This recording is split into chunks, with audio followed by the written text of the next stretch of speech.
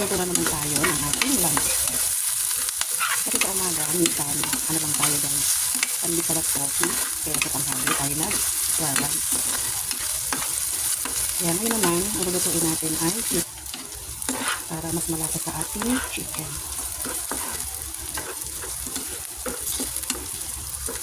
Yung pag ganyan yan guys, pwede na tayo maglagay ng patis.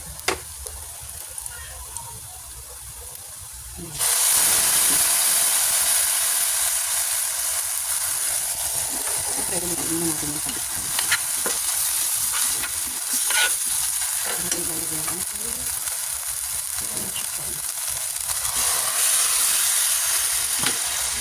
And then, naging natin yun ng seasoning guys.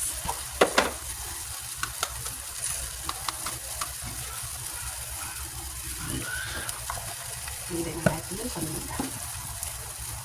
Para mas malasa.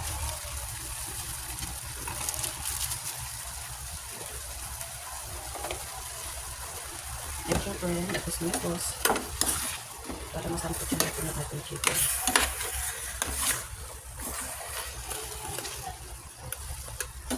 Ayun na natin siya masampot siya guys.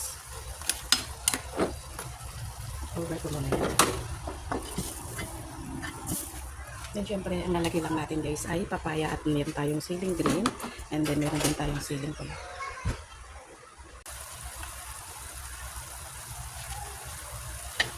So yan guys, haluin pa rin natin.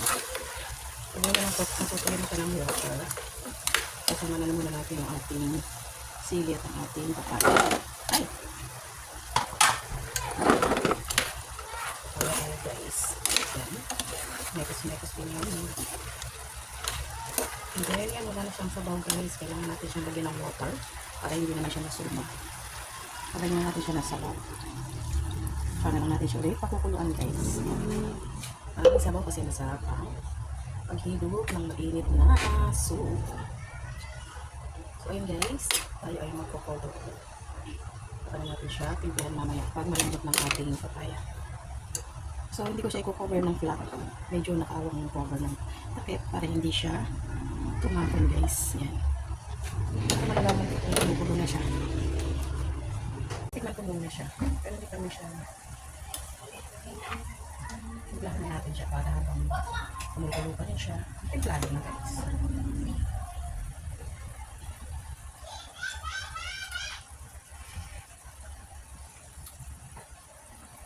So okay na siya guys. Siyempre yung pagulutin pa rin natin yung mabuti. Pero timplado na siya dyan guys. Hindi na lang natin natin para lutong-luto yung ating chicken. Ano diba? Sili pa lang guys, salt pa na. So, lang ulit natin yan guys. Kaya keep on watching.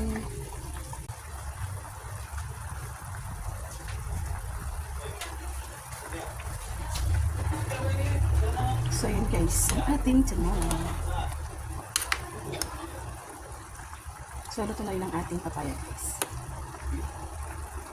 Ngayon ang ating chicken, syempre luto na yan. Pagpili pa natin yan, sinangkot siya or sinutay dyan. So yun na guys ang ating ulam for today. Ang ating tinola chicken. It's so yummy na yan guys. Pusog na naman ang ating tummy sa ating tinola.